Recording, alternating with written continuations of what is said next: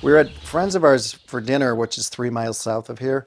And I drove over, and I rarely get lost once I've been to someplace once, almost never. I mean, it seems strange, but I took a wrong turn and we were going north, and I'm like, I think we're going the wrong way. And suddenly literally looked over, and there's a falling down house with a sign in the front that said for sale by owner. And Rebecca and I looked at each other and we're like, how much do you think it is? Do you think we could buy this? And we called the lady right away, left a message. She called us back the next day. We made an offer and bought it the day She after. did shake us down for an extra 5 grand. She did. She made a pretty good business move and said somebody else offered this, and so we kicked it up 5 grand, and We're like, yeah, all right, whatever. You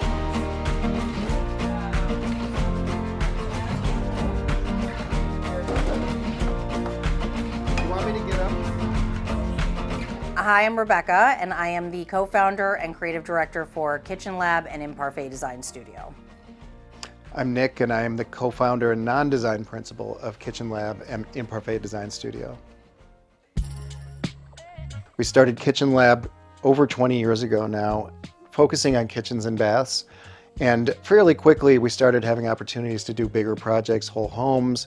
And quite frankly, after 20 years, we had become so sick of saying we do more than kitchens that we decided to form a new brand. And the new brand became... It almost became that. The working title was We Do More Than Kitchens. We decided to rebrand, and the new brand became Imparfait. And Imparfait, in many ways, relates to exactly what you see here. We're in southern Michigan in our second home, which became our first home during COVID. And really what it means is we work on projects, many projects that are in older historical homes. And we really value vintage pieces. We value patina. We love to travel in Europe and go into older homes. And we're definitely influenced by things that have stories.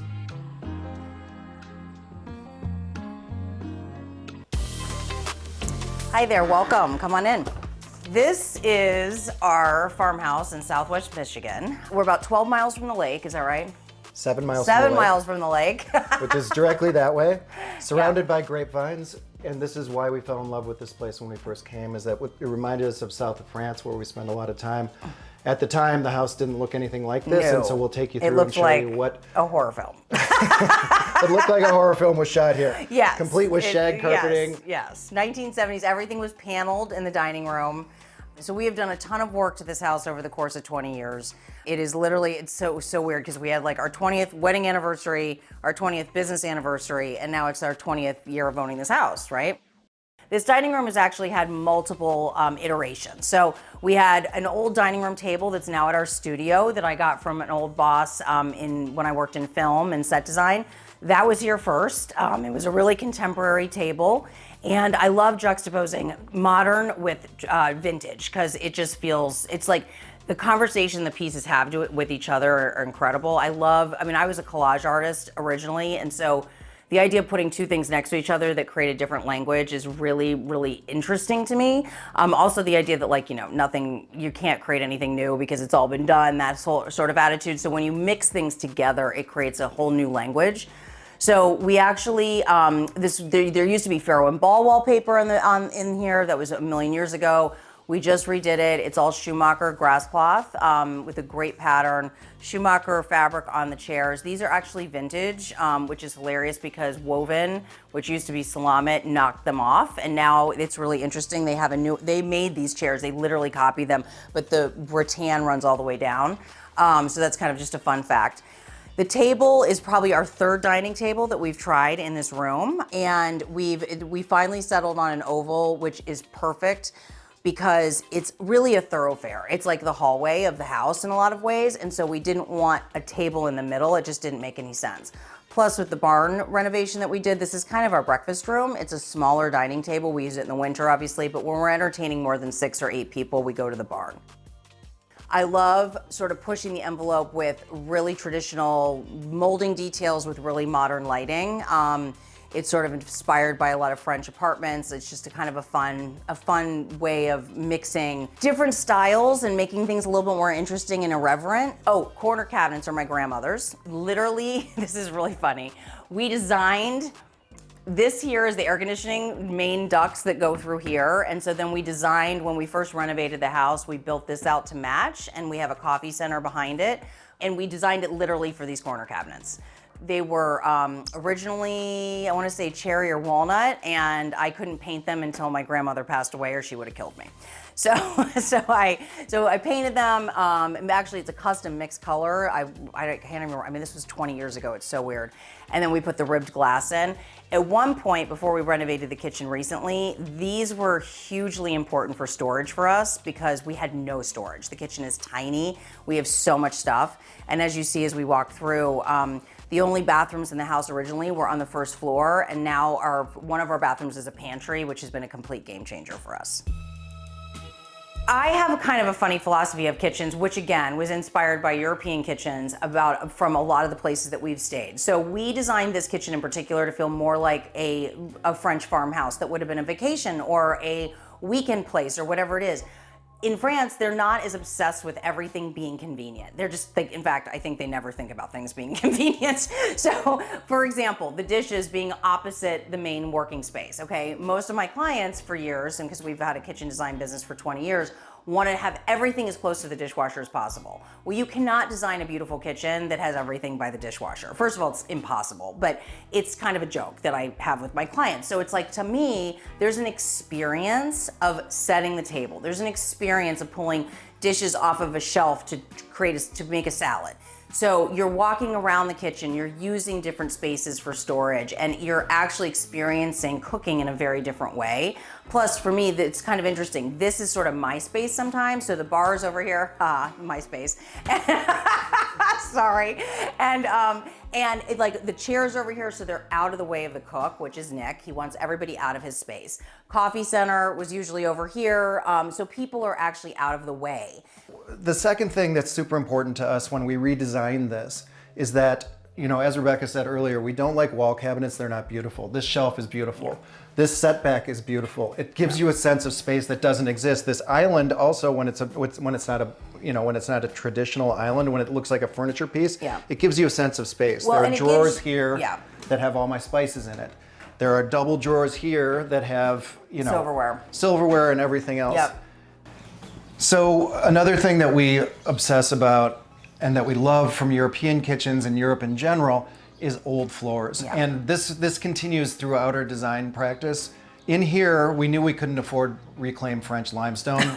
We couldn't afford anything. Really, at the time, 20 years ago. I really wanted a stone floor. Yeah. And so what we did is we found ungauged French vanilla slate that was tumbled, yeah, which we can't find anywhere anymore. Oh my God, but it really looks like, yeah, limestone. Yeah. And I actually laid this floor myself 20 years ago. There used to be a swale in the middle of it, like literally a lake. And Nick redid. And so we tore it out. We tore out the logs that were holding it, and then we put down this fake French limestone. No, it's not fake French limestone. It's real stone. Yes, but of it's course. But it's slate and it's tumbled.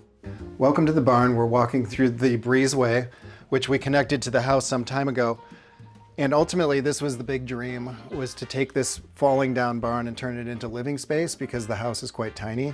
Everything that you see has been reused. So in other words, the existing barn, if we walk in, was all here, but it was falling over. Literally, it was 2 feet out of plumb. And the first thing that we did was we started pulling it back using come-along, so these are just cables, back into plumb, and then remove the trees that were actually holding it up. So basically the idea here is that we would create a new building on the exterior, reusing everything that was here before. And that means all of the existing barn board that could be salvaged we used, all of the tin from the roof we reused on the eastern exposure, and everything in here you see was here before. With the exception of the floors, the ash borer beetle has ruined the ash trees in this country, including around here. A local farmer had milled a bunch into basic lumber lengths. And so our carpenter said, I know this guy that has all this ash. So literally we milled the floors out of ash that's reclaimed. And so that's the only thing that wasn't here before, with the exception of drywall that we faked into board and batten. The stairs are all ash. And then of course what we were able to preserve was everything that was in here before. And so really the idea here is that we would just create a living room, a lobby, a library, a listening room. This is where the stereo is. This is where we come and listen to music. This is where we entertain because the house table is so small. So in fact, last night we had a dinner party outside. A thunderstorm brewed up, so we ended up coming in here and watching the storm and having dessert, listening to the stereo. And so really what we were doing here is just trying to preserve the character of this 100-plus-year-old barn. And what we were able to do was create insulation on the exterior, reuse the existing finishes, that is the barn board and the tin, and ultimately what we got was this. And so it adds square footage, it's connected to the house, and it has a great story. I mean, this is what, to me, this was the dream from the very beginning of owning this house, is not only turning this old farmhouse into a home that's modern and respects the story and the history, but taking this fantastic old barn and making it into a space that people can gather. We have Thanksgiving here we had 27 people here several years ago. And so this is just a great place to be. We have a fire burning in the winter. We can now connect through the breezeway into the house. And this is it. This is a place to sit and read the newspaper. This is a place to sit and reflect and really watch the sun come up in the morning, watch the sun go down in the afternoon, surrounded by grapes. I mean, it's heaven. We can't believe that we're here.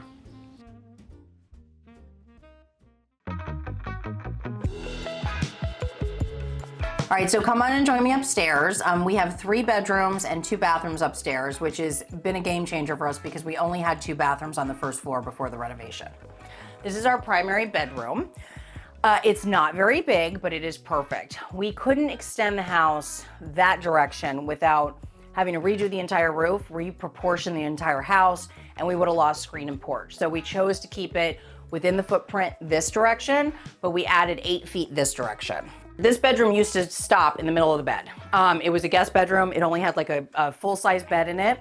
And adding 8 feet allowed us to put a closet and a bathroom on either side. It mimics the guest room below, so the same layout.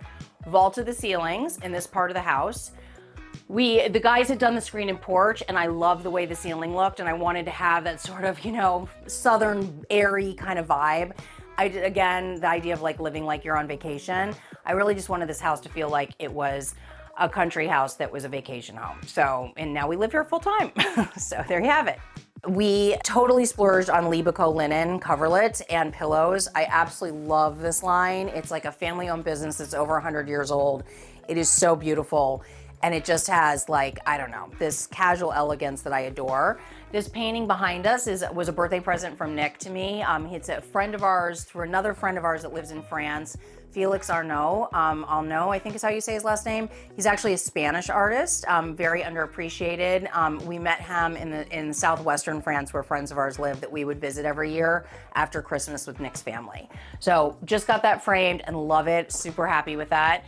These are actually from Etsy, and they came as a raw brass, and I actually antiqued them myself because I wanted something. They only offered them in black and brass, and I wanted something more antique-y in between.